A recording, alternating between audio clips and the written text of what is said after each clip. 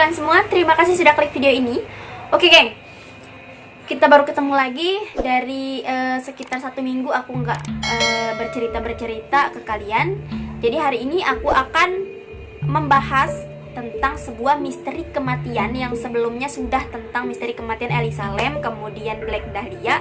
Jadi kasusnya ini hampir sama gitu geng, dimana pelaku pembunuhannya ini nggak terpecahkan, nggak tahu gitu siapa yang membunuh korbannya ini. Bahkan polisi sekalipun angkat tangan atas kasus kematian yang belum terpecahkan ini. Benarnya banyak sekali kasus pembunuhan di luar sana yang sampai sekarang itu masih menjadi misteri, di mana pelakunya ini belum kita ketahui gitu geng. Siapa pelakunya, bagaimana dia membunuh korbannya ini, apa latar belakangnya dia membunuh seperti itu gitu. Banyak sekali sebenarnya geng, nggak hanya kasus-kasus yang sudah saya sampaikan sebelumnya. Nah, salah satunya juga nih geng, misteri kematian Janet De Palma namanya geng. Seorang gadis yang masih SMA yang sampai sekarang kita nggak tahu geng motif pembunuhannya itu apa dan bagaimana dia dibunuh, siapa pembunuhnya gitu geng. Nah, oke, langsung saja kita masuk ke pembahasan siapa Janet De Palma ini, bagaimana latar belakangnya dan bagaimana dia bisa menjadi korban dari pembunuhan yang masih menjadi misteri ini. Oke, jangan di skip, keep stay tune. Let's start it.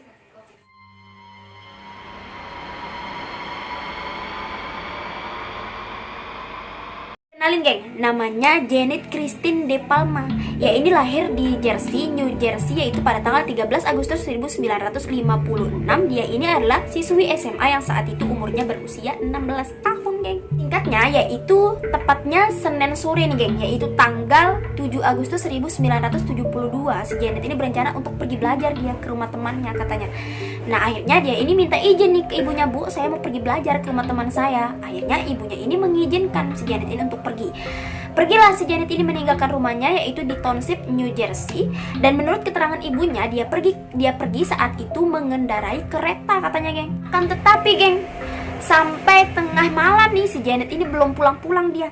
Padahal tadi izinnya pergi ke rumah temannya untuk belajar. Nah, namanya juga orang tua pasti risau, pasti takut kan, takutnya terjadi apa-apa, apalagi si Janet ini perempuan.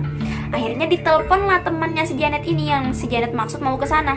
Nah, diangkat lah oleh temannya nih. "Maaf Bu, si Janet nggak kesini hari ini," katanya. Makin takut dong orang tuanya. Nah, lalu si Janet ini kemana? Katanya tadi izin mau ke sana.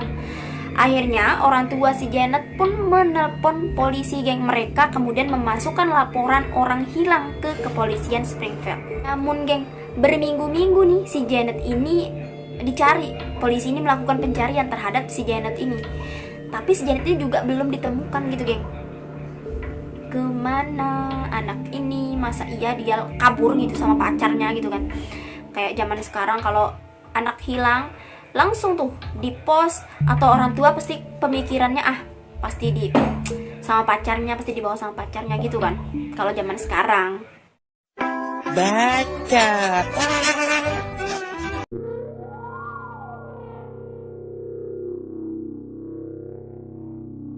Next geng, yaitu 6 minggu kemudian, tepatnya pada tanggal 19 September 1972, ada seekor anjing lokal geng. Datang nih dia, si anjing ini mendampingi pemiliknya. Tahu nggak geng? Dia membawa sepotong lengan yang sudah tidak utuh geng. Lengan manusia dibawa oleh anjing itu, dan diduga anjing itu tadinya berkeliaran dia di sekitaran hutan Springfield, di bukit-bukit Springfield sana. Nah, Springfield ini kan wilayah tempat tinggalnya si Janet tadi geng. Dan betapa terkejutnya kan pemilik anjingnya ini kok bawa lengan manusia gitu geng. Akhirnya pemilik anjing ini nih, penduduk lokal ini kemudian melaporkan insiden tersebut ke polisi. Dikarenakan laporan dari penduduk lokal tadi geng, kemudian polisi ini mulai bergegas gitu untuk mencari tahu potongan lengan siapa yang dibawa oleh anjing tersebut. Polisi kemudian mencari nih di wilayah, di hutan-hutan, di tebing-tebing sekitar Springfield di mana anjing tadi berkeliaran. Dan tepatnya di atas bukit Howdale Quarry Springfield geng, ditemukan di sana geng berserakan potongan tubuh manusia dan tulang belulang geng. Nah, mereka ini bingung gitu, ini jasad siapa yang sudah seperti itu. Dan mereka ini juga ada kecurigaan bahwa itu mayat itu yang sudah terpotong-potong itu merupakan jasad si Janet De Palma gitu geng, yang sudah hilang 6 minggu lamanya. Kemudian polisi ini mulai menghubungkan kasus penemuan anjing itu dan kasus si hilangnya si Janet De Palma ini.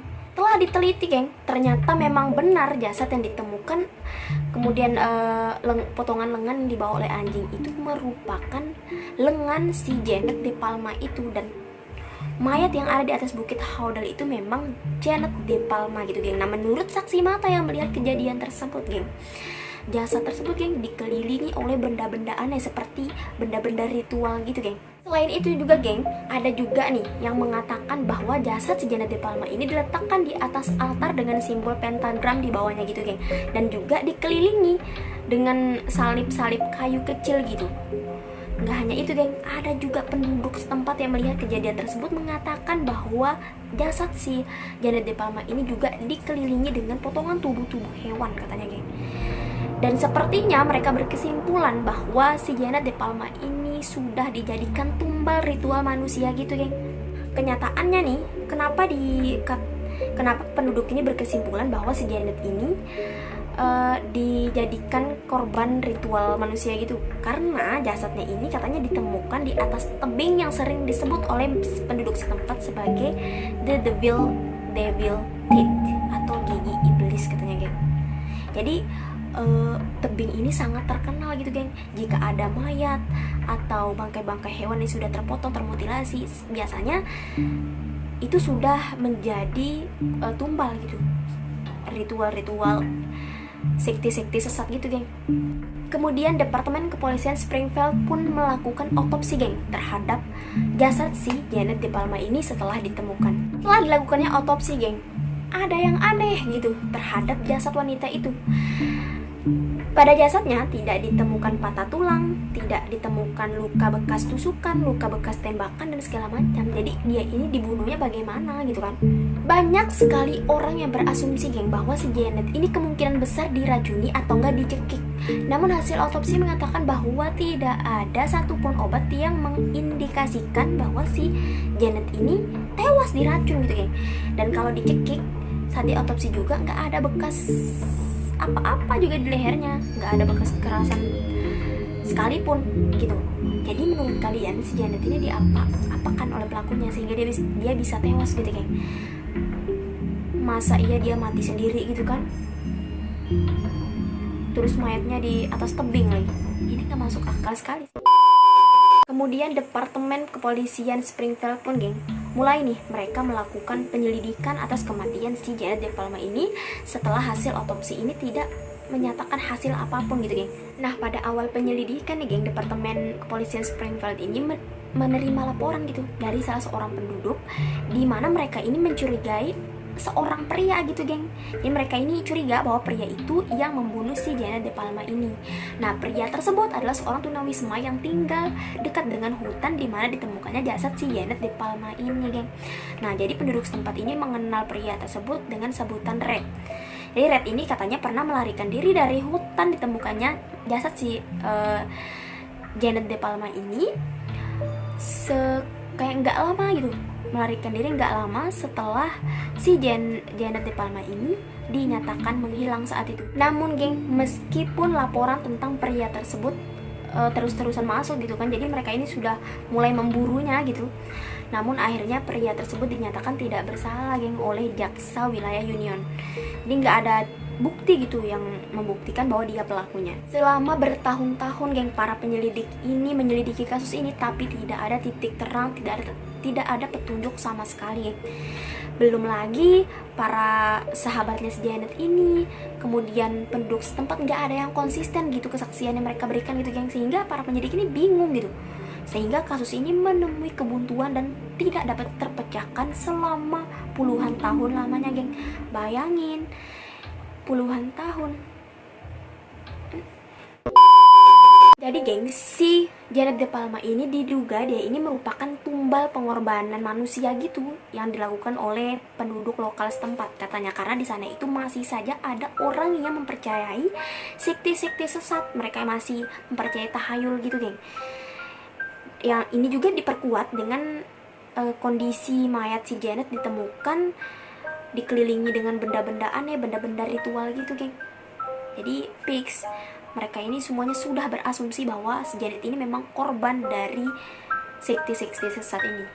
Nah, pertanyaan, gimana mereka membunuh si Janet ini? Apakah si Janet ini dikurung hingga nggak dikasih makan, nggak di apa, mungkin dia sehingga dia tewas, atau mungkin gitu. Tapi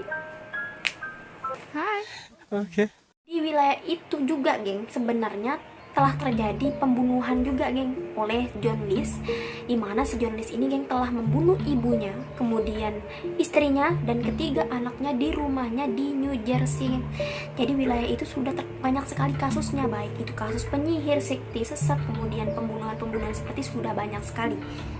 Gitu. Nah, di sini, geng, ada tuduhan yang menyatakan bahwa Departemen Kepolisian Springfield ini katanya sengaja mereka menghancurkan file kasus Janet De Palma ini agar nggak dicari lagi gitu, nggak diorek-orek lagi.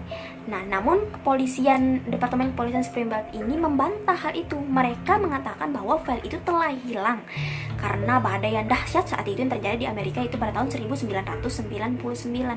Namun ada juga yang menyatakan, geng, jika tidak sengaja dihancurkan, kemudian tidak hilang, ini memang sengaja disimpan katanya, geng. Jadi terlepas dari itu semua, entah itu diapakan filenya, jika memang benar gitu kan, apa motifnya Departemen Kepolisian ini melakukan hal tersebut? Bukankah tugas polisi gitu kan menyelidiki hal-hal tersebut, mengayomi masalah-masalah seperti itu gitu?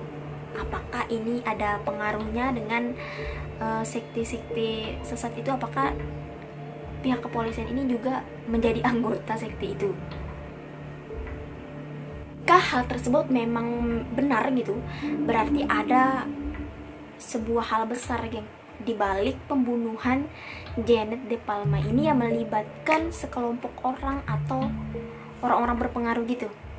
Anehnya nih, geng, penduduk setempat nih yang dimintai keterangan gitu kan tentang kasus Janet De Palma ini, tentang kematian Janet De Palma ini yang terjadi di tahun 1972 ini, penduduk setempat ini, geng, enggan mereka berkomentar, geng.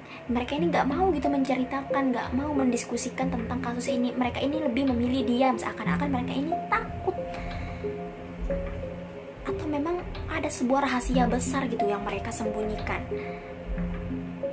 Bayangin, geng, kasus ini nih terjadi di tahun 1972, udah lama sekali belum terungkap sampai sekarang. Bagaimana si Janet ini bisa mati, yang tadinya dia ini kan izin pergi belajar ke rumah temannya dan gak pulang-pulang. Akhirnya 6 minggu setelah itu ditemukan hanya potongan-potongan dan kerangka doang. Kebayang gak sih hati perasaan orang tuanya gitu kan? Ini entah bagaimana motif pembunuhannya, apakah benar gitu dia ini dijadikan korban tumbal pengorbanan manusia gitu, atau bagaimana. Ini sangat-sangat misterius sekali gitu, geng. Nah, gimana menurut kalian? Silahkan, geng, tulis pendapat kalian di kolom komentar. Bagaimana sih Janet ini bisa mati? Bagaimana metode pembunuhannya? Atau karena apa gitu kan? Aduh. Nah, geng, itulah tadi pembahasan misteri kematian Janet De Palma, siswi yang berumur 16 tahun. Dia ini masih SMU dan kasusnya ini belum terpecahkan sampai sekarang. Siapa yang membunuh dia? Bagaimana dia bisa mati tewas secara mengenaskan seperti itu? Oke, geng, kita ketemu di pembahasan-pembahasan selanjutnya. Kurang lebihnya aku minta maaf. Thanks for watching. Bye bye.